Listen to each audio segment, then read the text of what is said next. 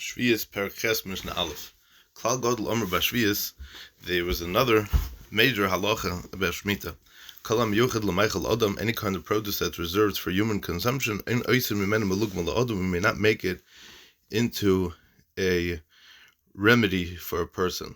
In the times of the Mishnayos, they would take of a clump of soft grains or herbs, and they would put it over a wound to relieve the soreness.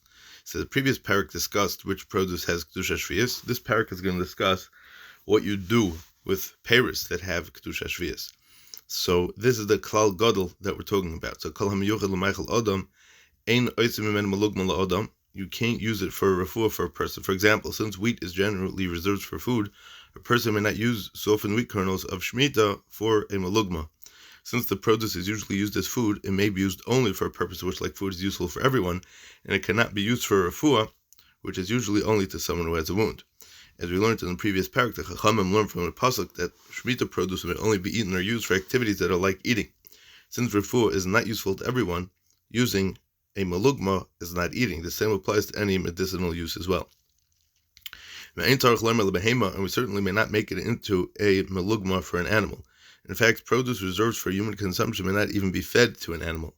For any kind of produce that's not reserved for human consumption, but rather is generally used as animal feed, we may make it into a malugma for a person, but we may not use it as a malugma for an animal. The pasuk in the Torah that restricts Shemitah produce to uses similar to eating refer only to produce used as animals, used as food for people. Produce that's used to feed animals is not subject to this isser and thus may be used as a malugma. However, it is derived from a different pasuk in the Torah that even such produce may not be used for a malugma for an animal. And any produce that's not specific for human or specific for human consumption or feeding for animals. Rather, sometimes it's eaten by people and sometimes by animals and sometimes put for other uses, such as fuel for a fire. The halacha is as follows. When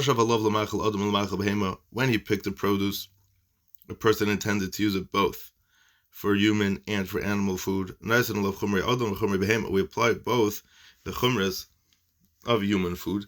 Namely, it may not be used as a malugma, as mentioned earlier, and the stringencies, the chumras of animal food as well, which it cannot be cooked, since animal food that has Kedusha Shvi'is may not be cooked. Shemitah produce may not be prepared in an unusual manner, because doing so is seen as ruining the food, and you're not allowed to waste produce of Shemitah. Since animals eat their food raw, not cooked, it's unusual to cook animal feed, and thus it's usher to do so.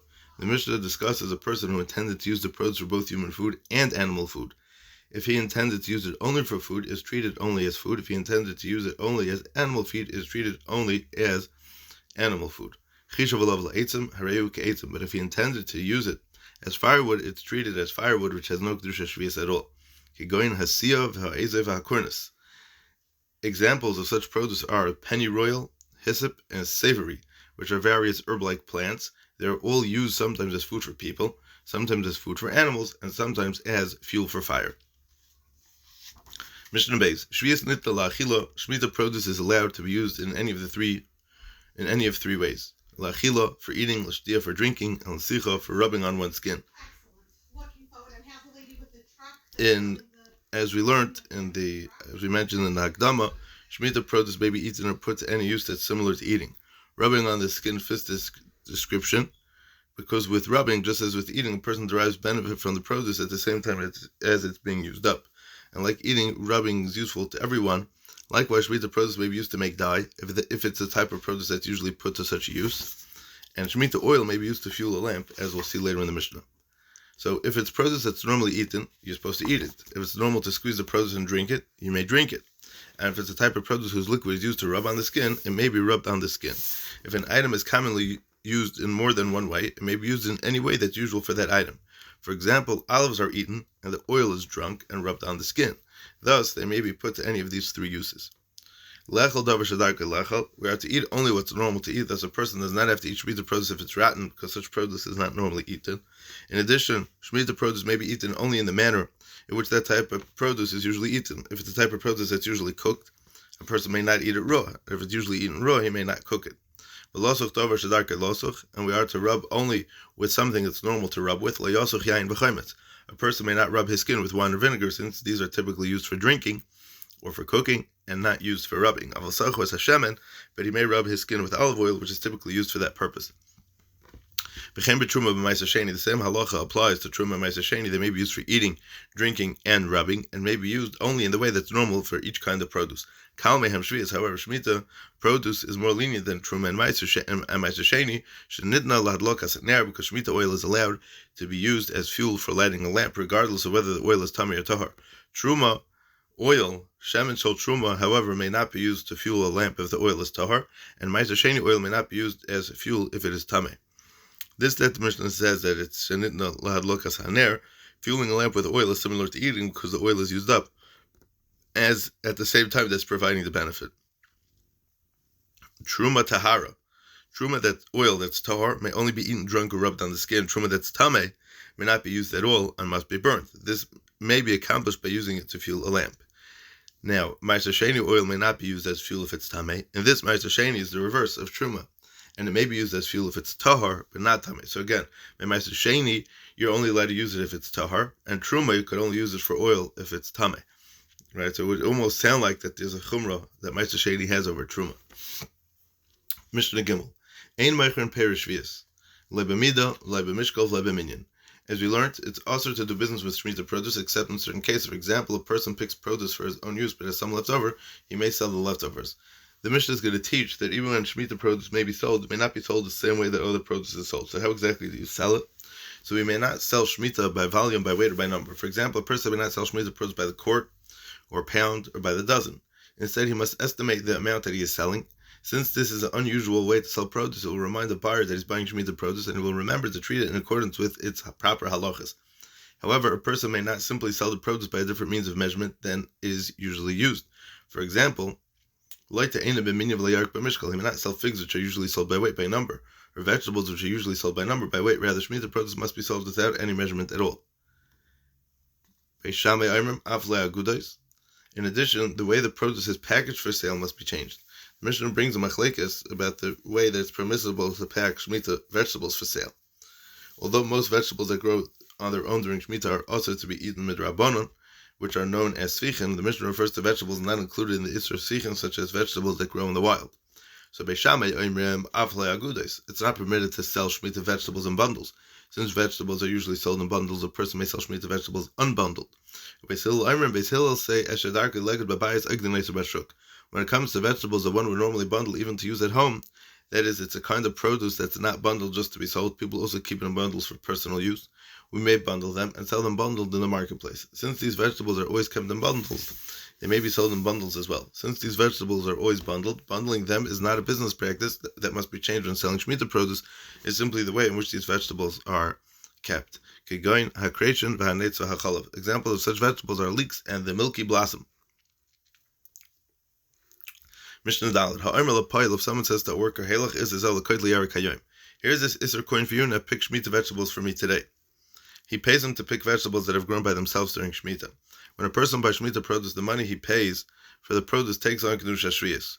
This Mishnah is going to discuss whether the same halacha applies to money paid to a worker to collect Shemitah produce. So Schare Mutter, his earnings are permitted. That is, the Isser coin does not have Shemitah Kedusha Shviyas because the money is being paid in exchange for the work and not as payment for the produce. However, if someone says, L'kaidli boy yarek hayom, pick Shemitah vegetables for me today for this Isser, Schare Aser, this money is Aser, that is, the Isser has, this Isser coin has Kedusha Shviyas, thus the money must be used to buy food, which then takes on Kedusha Shviyas. By telling the worker to pick vegetables for this Isser, he implies that the Isser is in exchange for the vegetables and not for the labor that he's doing. This Isser is thus money used by Shemitah produce and therefore takes on Kedusha Shviyas. If someone took a loaf of bread worth a punyan from a baker, produce or money that has Shemitah sanctity may be used for exchange for or to buy other food. However, a person may not use Shemitah produce or money to pay a debt that he owes, even if the debt was incurred by buying food. Shemitah money may not be used for business. Paying a debt is a business-like use of money. So, if someone bought a loaf of bread worth a punyan from a baker, and he said, when I pick wild vegetables, I'll bring some to you. mutter, it's permitted to give the baker these vegetables, even though they are Shemitah produce. Although a person may not take a debt with Shemitah, pay a debt with Shemitah produce, this customer does not intend to pay for the bread with the vegetables. He meant to take the loaf as a gift and then bring some vegetables as a sign of appreciation. Wild vegetables are very common and easy to find. Thus, the baker can easily get them on his own. He does not consider them worth enough to be payments for the bread. If he agrees to the exchange, he's obviously agreeing to give the bread for free, and the customer will simply bring some vegetables to express his thanks. Since they're just giving each other gifts, this is mutter. However, if he took the bread from the baker without saying anything about the payment, it's understood that he's buying the bread on credit and plans to pay the baker later, so lo yashalem le midmei shvius. Therefore, he may not pay the baker with Shemitah money or Shemitah produce. She'ein po'er chayv midmei shvius, because we're not allowed to repay a debt with Shemitah money or produce. Although mo'ei shvius and produce may be used to buy food, that's only when the money is paid at the time of the purchase. If the food is bought on credit, the money owed for the food is viewed as a regular chayv. When the customer later pays for the bread, he's simply paying an old chayv, which he may not do with Shemitah money or produce. Mishnah Hey, Ein Noisen Loila Bayar. We may not give Shemitah money to pay a well digger to dig wells in order to supply water for bathing or washing clothes. V'leila Balon, nor may we give Shemitah money to a bathhouse attendant to pay for a bath. V'leila Sapar, nor to a barber to pay for a haircut. V'leila Sapan, nor to a boat operator to pay for a boat ride. Shemitah money is subject to the same restrictions as Shemitah produce. Since a person may not be allowed to use perish shvius for any of these things, he may not pay for them with Shemitah money either. None of these activities are similar to eating, and therefore may not be paid for with Shemitah produce. Riding on a boat is obviously not similar to eating in any way. Washing clothes is not similar to eating, because when eating, the person eating benefits from the food as it's getting used up. But when washing clothes, the detergent is used up right away, but the person gets no benefit from until the clothes become clean, which does not happen for some time. Bathing and taking a haircut are not similar to eating because they need to be done only once in a while, unlike eating, which is a daily need. However, a person may give Shemitah money to a well digger so he'll supply water to drink. Since a person may drink Shemitah produce, he may pay for drinks with Shemitah money. And he may give Shemitah money to any of these workers as a free gift, even if he knows that in return for this gift, they'll provide their services for free. Even though it appears as though he's paying them for the service with the Shemitah money, it's mutter as long as he truly intends to give it as a matana and not as payment. Mishnah Vav. The Torah orders that produce that grows by itself during Shemitah may be declared, that it should be declared hefker. If a person goes against halacha and guarded his own produce and did not let others collect it, then even if he later is mafkir it may not be harvested in a way that ordinary crops are harvested. So therefore, when harvesting Shemitah figs that were unlawfully guarded, we may not cut them with a fig knife. A fig knife is a tool designed for harvesting figs. It's a muktzah, probably lashon of koitza. But you may cut them with an ordinary knife, since that's an unusual way to harvest figs. Similarly, one who harvests any Shemitah produce that was guarded must use tools that are not normally used to harvest that particular kind of produce. We may not press Shemitah grapes in the wine press that are usually pressed. In addition to the halacha we just mentioned, which is required in Torah, the Rabbanon were geyser the Shemitah produce that was guarded may not be processed in the way ordinary produce is being processed. So, for example, in Darchan and Avon Bagas, we may not press Shemitah grapes in a wine press as they're usually pressed, but one may press them in a kneading trough, which is a large bowl used for kneading dough, which is generally not the way that you're going to press grapes. And we may not crush Shemitah olives in an olive press and then squeeze out the oil with a heavy beam that is weighted down by a large stone, as it is usually done. Rather, one could crush the olives in a container that's not normally used for crushing olives, then put them in a small olive press to extract the oil. Producing oil from olives involves two steps. The olives are first crushed or ground, and then they are pressed to release their oil. According to the Tanna Kama, when a person produces oil from Shemitah olives that were unlawfully guarded, he must do both of these steps in an unusual way. Crushing or grinding, which would usually be done in parts of the olive press, must be done in a separate container, and the pressing must be done in a small olive press rather than in an ordinary large one. Reb Shimon says that one may even grind the olives in a regular olive press, but he must then put them in a small olive press to extract the oil. According to Reb Shimon, only the actual pressing must be done in an unusual container. The crushing or grinding, which is only the preliminary stage, may be done in an olive press as usual. Mishnah Zayin. As we learned, Ein mevashel and yarik shel shvius b'shemesh shel truma. A person may not cook shmita vegetables with truma oil, shlei yivyen lidei psul, so that he doesn't cause the vegetables to become unfit to eat. If truma becomes tameh, it must be burnt. When vegetables are cooked with truma oil, the vegetables absorb truma and will now have to be burnt if they become tameh. Since cooking shmita vegetables in truma oil might lead to the vegetables being destroyed, it's forbidden to cook them in such oil. Ordinary shmita produce that becomes tameh may still be eaten. It's only if it's mixed with truma that it has to be burnt. So thus, by cooking shmita vegetables with truma oil, a person might cause the vegetables to have to be destroyed. Reb Shimon Matir, Reb Shimon permits cooking them together. Reb Shimon holds that although a person may not destroy shmita produce, he may perform a permitted action, cooking them in truma oil, even if it might lead to the produce being destroyed. But achron nitzvas b'shvius. A person may exchange shmita produce for other food, and the new food then takes on kedusha shvius. The Mishnah will explain, if shmita produce is exchanged for something, which is then exchanged for something else, only the very last item holds kedusha shvius. For example, if a person exchanges shmita produce for meat, the meat takes on kedusha shvius. If he then exchanges the meat for fish, the fish then take on kedusha shvius, and the meat goes back to its ordinary non-shmita status. Interesting. What do you call it? It's not like it becomes tevel, right? It becomes chula. That's the lashon over here in the Rav. Av shvius tefeses the mehav yetis l'chulin. Yeah, v'apri atzmei aser, but the shmita produce itself is always forbidden. That is, it always has kedusha shvius. For example, if a person exchanges shmita produce for meat, the meat takes on kedusha shvius, but the produce remains kadosh b'kedusha shvius as well. Mishnah Ches. Ein loichin avodah v'karkois u'behemet tmeim in shvius. We may not buy servants, land, or non-kosher animals with shmita money, since shmita money must be used to buy food, and these items cannot be eaten. The same applies to any object that cannot be eaten, such as clothing. And if someone did buy one of these items with shmita money, as a knas, he must eat with kedusha shvius. He must eat kedusha shvius food that is of equal value to the money he spent shaloi kedin. For example, if he spent 10 dinners of shmita money on a slave, he must take 10 dinners of non-shmita money and use it to buy food that he will then treat with kedusha shvius. This knas ensures that a person does not profit by using shmita money unlawfully. He must replace the money he spent with the other money which he must treat with kedusha shvius. The shmita money, which is now in the hands of the seller, still has kedusha shvius and must be treated accordingly. So I guess you would have to let him know about that. Ein mevin kinei zavim v'kinei zavis v'kinei yaldas midvei shvius. A person may use shmita money to buy an animal that he will then bring as a nedava, korban, to the Beis Hamikdash. The Mishnah is going to discuss whether a person may use shmita money to buy certain karbanos that he's mechuyev to bring. A person may not bring a pair of birds as offerings for a zavim. A zav is a man who's tameh because he experienced a certain type of bodily discharge, v'kinei zavais, or a pair of birds as an offering, as a korban for a zavais.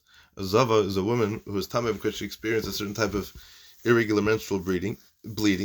To become fully tahar, a zav and a zava must bring either tarim or b'nei yaina, two of them, as karbonos, and kinei yaldas, a pair of birds as karbonos for a woman who have just given birth.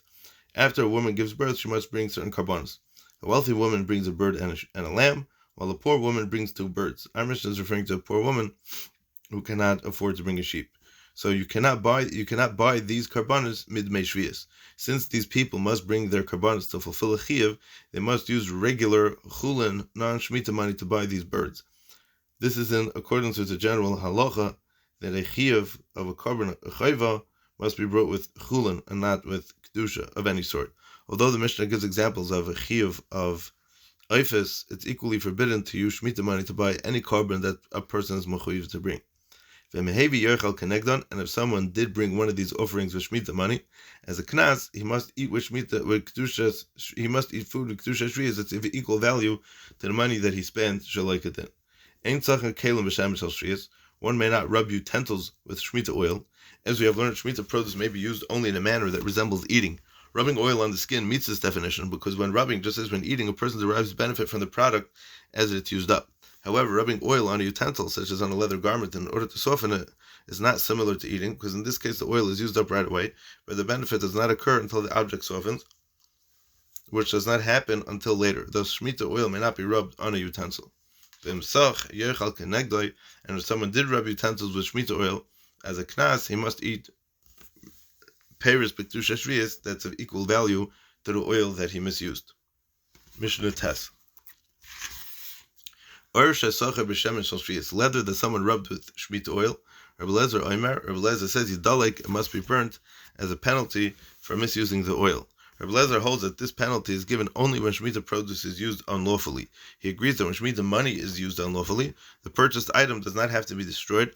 Only the penalty described in the previous Mishnah is imposed. This is because if a person buys unacceptable items of Shemitah money, the money itself does not lose its sanctity. As a result, it can still be used properly. However, when Shemitah oil is used Shaloi Kedin, it can never be used again. Therefore, a person who misused it deserves a more serious einish. The Chachamim say, Yochal Kenegdoi, the punishment is that a person must eat pears with Kedusha Shvius of equal value to the oil that he misused, as we learned in the previous Mishnah, and the utensil does not have to be destroyed. Amr l'fnei Rabbi Kiva, the Chacham said before Rabbi Kiva, Rabbi Lezer used to say that leather that someone rubbed with Shemitah oil must be burnt. Amr l'hem, Rabbi Kiva said to them, Shtoiku, be quiet, do not continue saying that in Rabbi Lezer's name, because it's not truly his opinion. However, I will not tell you what Rabbi Lezer really did say about the subject, because it's a very lenient opinion, and Rabbi Kiva said that he doesn't want to make it public. Rabbi Kiva, who was a Talmud of Rabbi Lezer, had in fact heard him say that it's permitted to rub a leather garment with Shemitah oil. Since the garment will be worn by the person, his skin will absorb the oil that's using the Shemitah oil in the way which is mutter. Since this opinion was much more makel than that of the other Chachamim, Rabbi Kiva didn't want to make it public, possibly because Rabbi Lezer was once put in Cherem for refusing to listen to the opinion of the other Chachamim, like the Gemara teaches us in Bav Matzia on Daf Nun Tes Amud Beis. And Rabbi Kiva did not want to publicize another case where Rabbi Lezer had disagreed with the other Chachamim. Mishnah Yud. For Oid Amr Lefonov. Another time the Chachamim said before Rabbi Kiva, Rabbi Lezer used to say that ha'oichel pas kusim ka'oichel b'sar chazir. Someone who eats the bread of a kusim is the same as someone who eats chazer. I mean, he's saying that it's aser. Having mentioned the conversation in which Rabbi Kiva refused to be megala Rabbi Lezer's true opinion, the Mishnah tells us another such conversation. It concerns the Kusim, a pagan group who converted to Judaism but did not observe the mitzvahs properly. The Kusim settled in Eretz Yisrael during the Kufa of the first Beis HaMikdash. When they were attacked by lions, they were megayer in the hope of being saved. However, even after their gerus, they kept some mitzvahs, and they still did Avodah Zarah and did not observe the mitzvahs properly. There was machlekes Tanoim regarding their status as Yidden and the reliability regarding certain mitzvahs. But L'maisa, at the end of the day, was Mizgala that they were all doing Avodah Zarah. They were being Ovid Avodah Zarah. They were being Ovid Edemus Yaina on Har Grizim. And we mentioned this a lot of times. Why Dafka Yaina? Why Dafka Har Grizim? It had to do with the Mabel, that they held that because Har Grizim didn't get touched in the Mabel, so it's a holy place. For more information, we'll discuss this. We already discussed this in our Shurim and in Sanhedrin, but also we discussed it in Masechta Kusim as well at the end. So Rabbi Lezer says that ha'oichel pas kusim is ka'oichel b'sar chazir. When the Yidden returned to Eretz Yisrael at the end of the Golus Bavel, the Kusim tried to prevent them from rebuilding the Beis HaMikdash. As a result, the Chacham of that time, under the leadership of Ezra HaSefer, were excommunicated the Kusim and authored eating from their food. Right, that's what Taisus brings in Chulin from Pirkei Rabbi Lezer. Eating bread from the Kusim is not actually the same as eating Chazer, because Chazer is Asur Min HaTorah, while Kusim is only going to be a Issa D'Rabbanan. But Rabbi Lezer compares the bread of a Kusi to Chazer as a way of saying that it must be avoided completely, just as Chazer is forbidden and is an especially repulsive animal. And the Rab says he gets Makas Mardus from the Rabbanon. Amr Lahem, he said to them, Shtoiku, be quiet, do not continue saying that in Rabbi Lezer's name, because it's not truly his opinion. However, I will not tell you what Rabbi Lezer really said about the subject, because it's a very lenient opinion, and I don't want you to make it public. Rabbi Kiva had heard that Rabbi Lezer was matir the lechem of Kusim, the Pas Akum, maintaining that the ban against the Kusim and their foods was lifted when the Kusim improved their behavior. Okay, but I guess later on it was inspired that they were still like the Avodah Zarah, right? Because this was after this Kufa. Okay, Mishnah Yud Aleph. Merchot shehuska beteven abekashal shviyas. If water in a bathhouse was heated by burning straw or stubble that had kedusha shviyas, straw and stubble are the inedible parts that are stoka grain. Since they're eaten by animals, they could have kedusha shvius that the animals could eat. Mutar lirchotz by. One is permitted to bathe in the bathhouse even though the straw should not have been used to fuel the fire. Shemitah produce may be used to fuel the fire only if it's a type of produce that's reserved for that purpose. Being that kasha and tevin are reserved for animal food, so it may not be used to make a fire. A person may bathe there because he's not benefiting directly from the isser of shvius from the straw. A person who bathes in the heated water is not misusing the straw because it has already been burnt. He's simply benefiting from the water that was heated unlawfully. Such indirect benefit is going to be permitted. The bathhouse attendant to burn the straw is going to be niknas for misusing the Shemitah produce as described in Mishnah Ches. But if he's a respected person and the others learn from his actions, that is, he's a Talmud Chacham, and people assume that if he does it, then it must be mutter. So the Rav says tzarich lahachmir al atzmai. He needs to be machmir on himself. He may not bathe there because if people see him bathing, they may assume that it's permitted to use Shemitah straw as fuel, and they will not realize that he did not burn the straw and was already bathing there only because the straw had already been burnt by someone else.